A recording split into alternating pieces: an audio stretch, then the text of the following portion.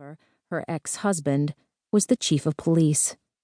There were only 2 reasons for him to be calling Sara in the middle of the day, neither of them particularly pleasant.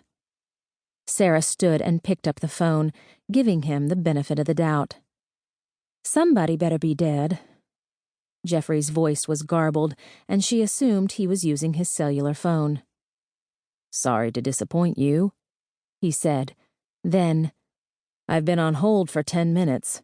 What if this had been an emergency?" She started shoving papers into her briefcase.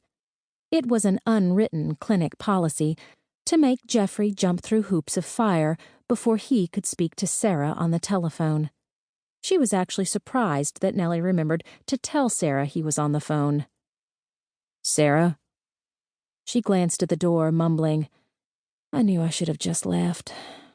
"What?" he asked, his voice echoing slightly on the cellular. "I said you always send someone if it's an emergency," she lied. "Where are you?" "At the college," he answered. "I'm waiting for the deputy dogs."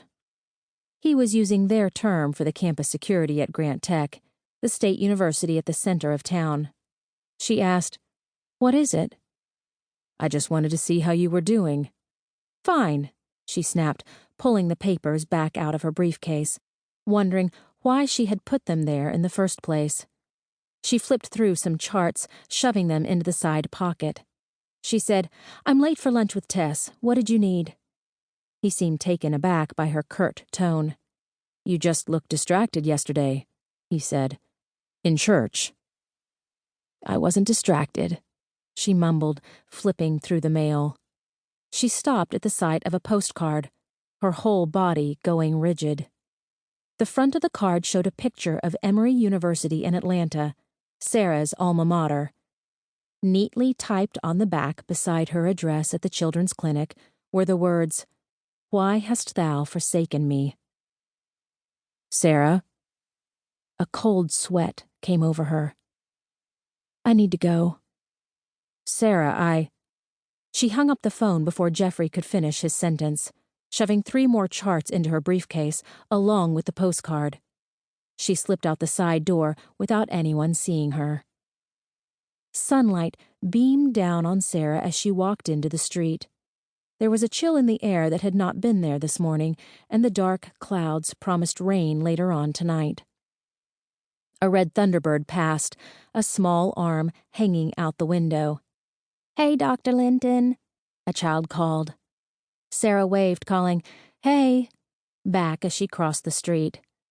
Sara switched the briefcase from one hand to the other as she cut across the lawn in front of the college. She took a right onto the sidewalk, heading toward Main Street, and was at the diner in less than 5 minutes. Tessa was sitting in a booth on the far wall of the empty diner, eating a hamburger. She did not look pleased. "Sorry I'm late," Sara offered, walking toward her sister.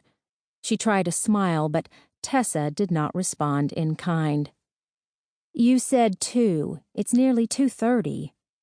"I had paperwork," Sara explained, tucking her briefcase into the booth. Tessa was a plumber, like their father.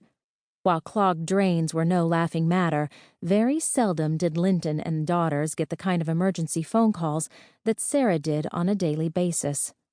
Her family could not grasp what a busy day was like for Sara and were constantly irritated by her lateness.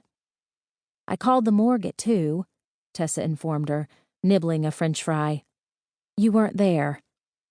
Sara sat down with a groan, running her fingers through her hair. "I dropped back by the clinic and Mama called and the time got away from me." She stopped, saying what she always said. "I'm sorry, I should have called." When Tessa did not respond, Sara continued, "You can keep being mad at me for the rest of lunch, or you can drop it, and I'll buy you a slice of chocolate cream pie." "Red velvet," Tessa countered. "Deal," Sara returned, feeling an inordinate sense of relief. It was bad enough having her mother mad at her. "Speaking of calls," Tessa began, and Sara knew where she was going even before she asked the question. "Hear from Jeffrey?" Sara raised up, tucking her hand into her front pocket. She pulled out